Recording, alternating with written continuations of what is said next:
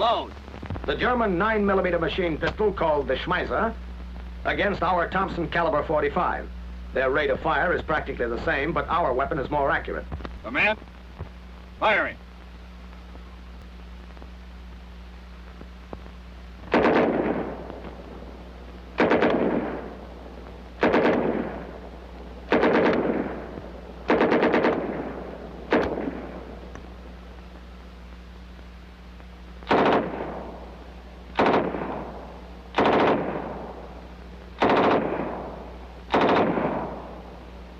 Here's the German Schmeiser.